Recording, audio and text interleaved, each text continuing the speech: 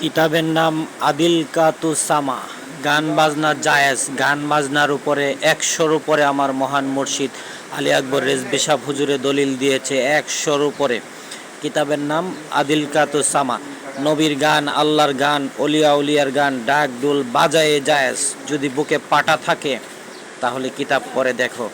আর আমাদের রেজবিয়া দরবারের আলেমদের সাথে যোগাযোগ করো, প্রয়োজনে আমার সাথে যোগাযোগ করো। গান বাজনার দলিল আছে কি না তা তোমাদেরকে বুঝিয়ে দেব। কোন গান হারাম? বেডি নাচায়া গান গাওয়া হারাম, চলচ্চিত্রের গান হারাম, কিন্তু নবীর গান, অলির গান, আল্লাহর রাসূলের গান, ডাক ডুল বাজায়ে জায়েজ। নবী মানো না, আল্লাহ মানো না, মুসলমান দাবি করো। স্বয়ং নবীজিকে ধপ ভাজায়া বরণ করেছে মদিনার মানুষ, মদিনার সাহাবীরা।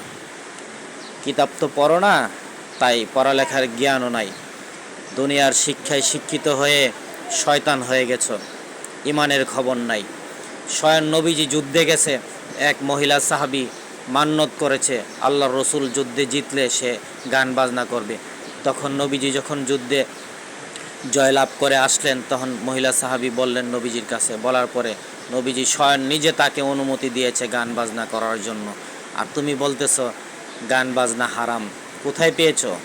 কোথায়, কোন দলিল পেয়েছো? নবী মানো না, আল্লাহ মানো না, আবার মুসলমান দাবি করো। তোমার মুসলমানিত্বই নাই। ভালো করে জ্ঞানের দ্বারা বিচার করে দেখো।